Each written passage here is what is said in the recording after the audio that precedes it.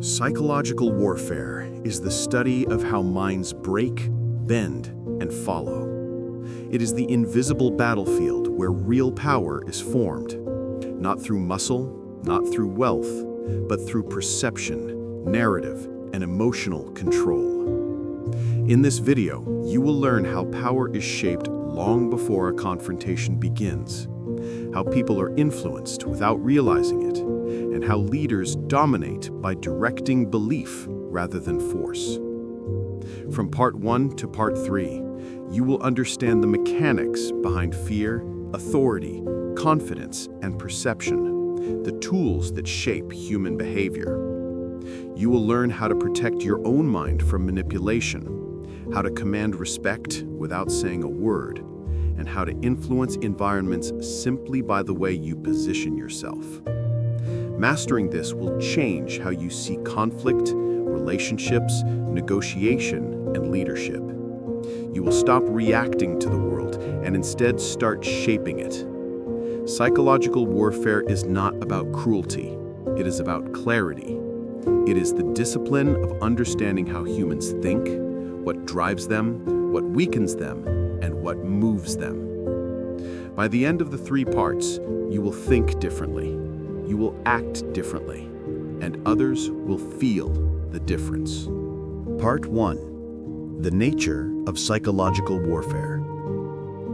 Listen carefully. Psychological warfare begins with one truth most people never realize. Humans do not respond to reality. They respond to perception.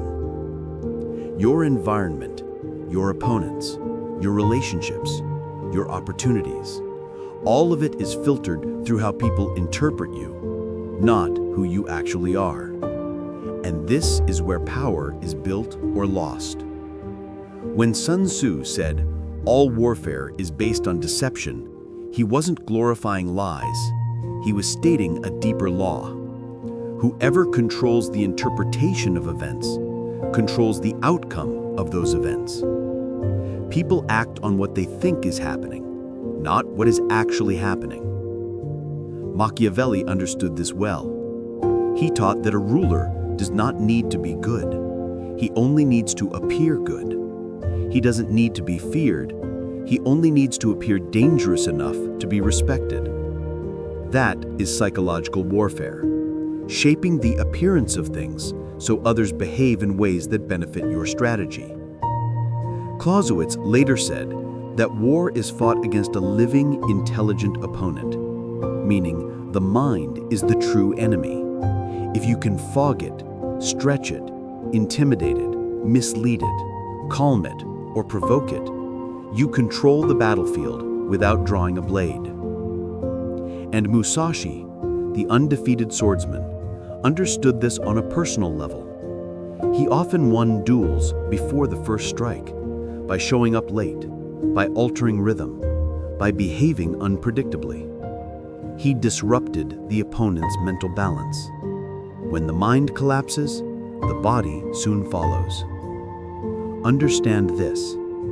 Psychological warfare is the art of creating imbalance in others while maintaining total balance within yourself. It is about influencing emotions, expectations, and assumptions. It is about controlling the frame, the invisible rules people believe they are acting under. In modern life, this shows up everywhere. The confident leader earns loyalty even before proving competence. The business that controls the narrative owns the market. The composed man in conflict gains the upper hand because the other loses clarity. And the person who knows their own mind cannot be manipulated, pressured, or swayed. Psychological warfare begins by understanding that the real fight is for mental advantage, not physical dominance. Part 2. Control the frame, control the mind. Now that you understand the nature of psychological warfare, we move into its central mechanism, the frame. Whoever controls the frame controls the interpretation of reality. Whoever controls interpretation controls behavior. And whoever controls behavior holds power without needing force. A frame is the invisible rule set people believe they are acting under. Most people never create their own frame. They step into the frame created by someone stronger, more confident, or more prepared. This is why the unprepared lose before they begin. They walk into another person's reality and start fighting from a disadvantage. Sun Tzu said, "Victorious warriors win first, then go to war." This is how you win first. You establish the frame. You decide what the situation means. You decide the tone, the pace, the level, the stakes. The other person simply reacts. This is why confident people seem powerful. It's not what they say, it's that their presence imposes a frame. I am calm, I am certain, I am not threatened. Most people unconsciously enter that frame and behave accordingly. They become timid, agreeable, cautious. Machiavelli crafted frames deliberately. When meeting foreign envoys, he dressed modestly and posed as a man of great thoughtfulness. He created the frame, "I am rational and difficult to deceive." The envoys behaved as if it were true, which gave him control of every negotiation.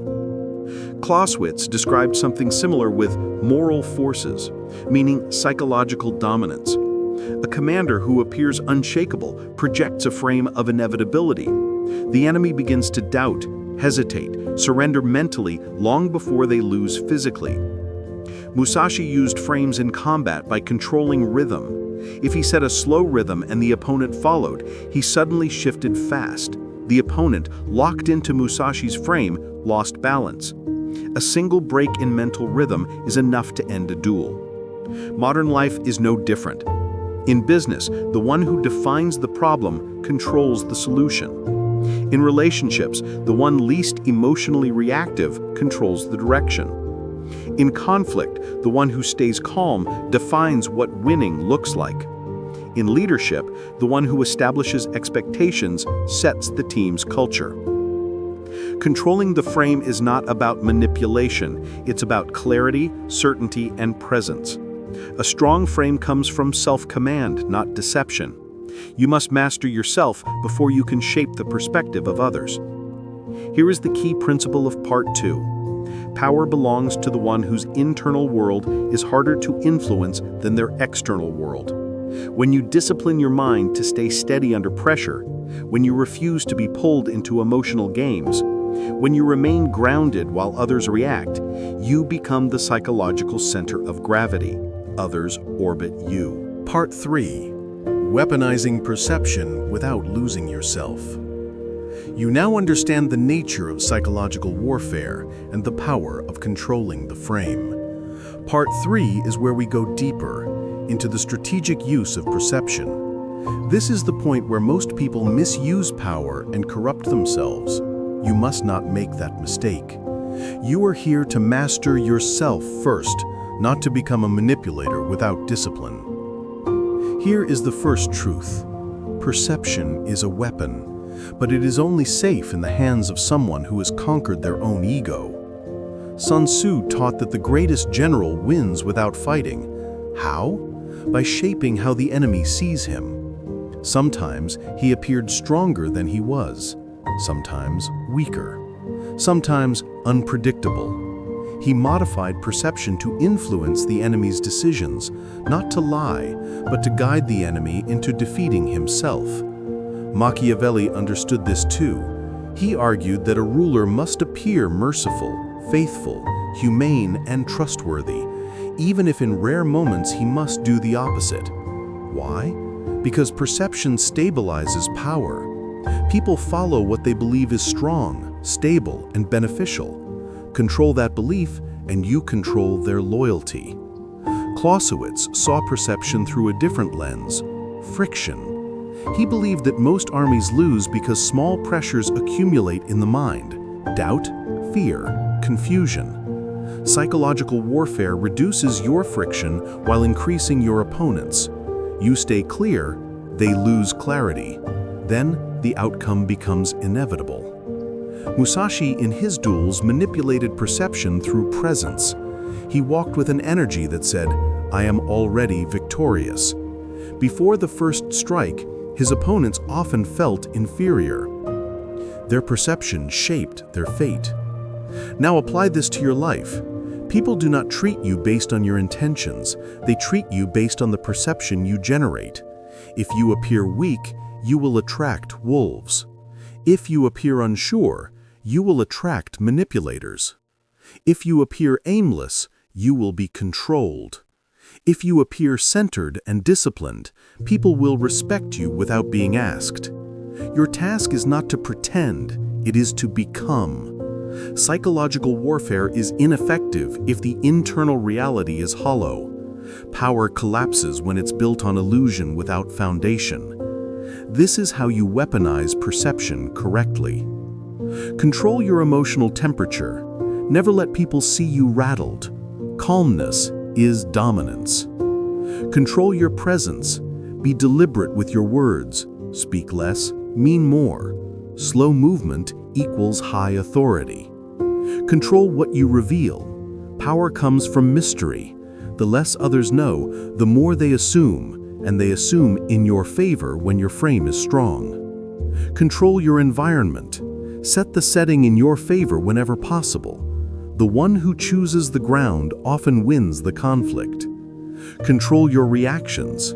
If you react emotionally, you hand people a blueprint to control you. This is the law.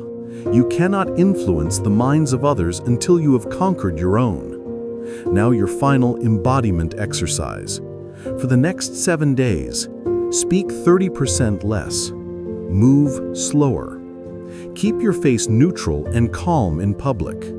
Never explain yourself unless necessary. When pressured, pause before responding. Focus on controlling your internal world before influencing the external. By the end of the week, you will feel something new, a quiet gravity forming around you. People will treat you differently. You will notice the shift.